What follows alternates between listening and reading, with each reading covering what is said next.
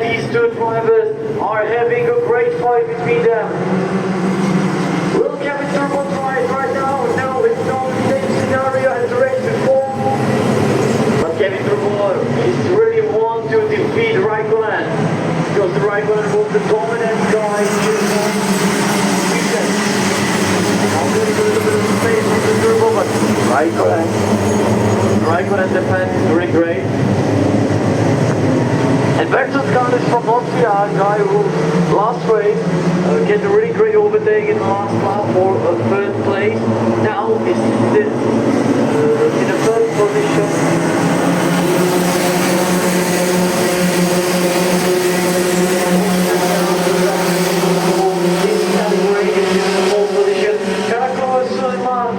The Turkish driver, really talented, was proving a great pace all week, but in the final, before the lunch break, it was as he wanted. Now he's in a good position.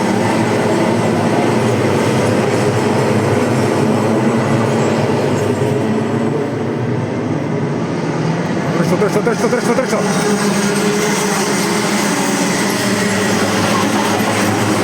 První kole, Vojta Raikkonen vede celý pek před Kevinem Turbem. Další závodník už konečně chce vyzrát na samotného Raikkonena. Pokud by se mu to podařilo, byl by to obrovský úspěch. Raikkonen je jednoznačný.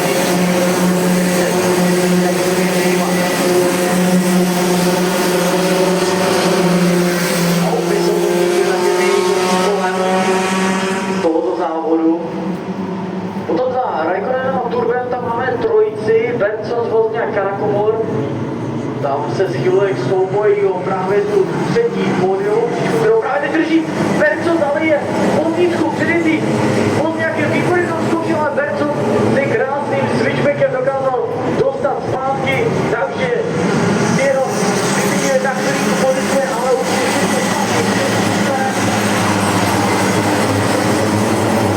tam ještě krásně vyjednal hodně pokusů, to znamená, že to padá. Dokázal vydělat jednu pozici, ale krásný pokus od Wozniaka, ale nebyl úspěšný. Benson z Karly si to pohlídal, přibrzdil dříve a dokázal ho předjet zpátky.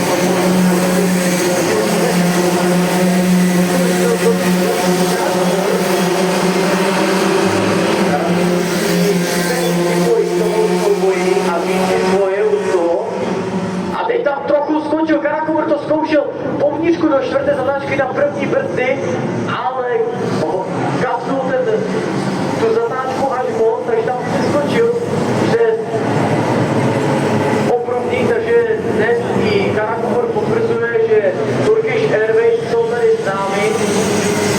Karakomoř ale je tlačený Wozniakem, Wozniak to skočí povnitřku a toho se už daří dostat se přes Karakomořa. Zpátky si tedy vzal svou pozici Karakomoř.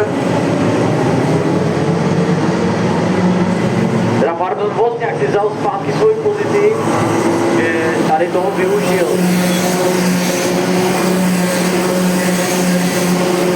Teď ale Karakomoř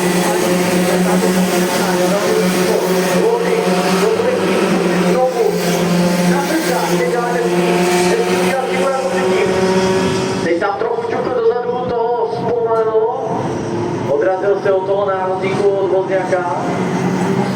Teď do toho prvního vracáku, tam ještě nemá dostatečnou rychlost, takže to nechá tak. Teď možná to bude zkoušet, samozřejmě, že to zkusí Turek, ale byl znovu předjetý zpátky Wozniakem, teď mu to hned vrátil ze stejné zatáčce. Karakomořovi ten nedaří předjet Wozniaka. Když to byl dobrý pokus, tak Wozniak si zkušeně počkal a počíhal si na tu skulinku na vnitřku v té deváté zatáčce a vrátil mu to zpátky, takže Wozniak stává pořád na čtvrté pozici. Díky tomu má aspoň Verstappen trochu volna.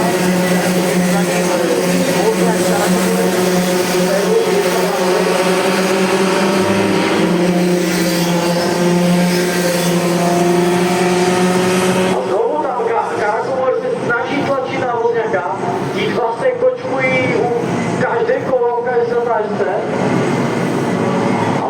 tak zatím nenechává Karakomorovi žádné místo a když už ano, tak si to tak nádherně nachystá,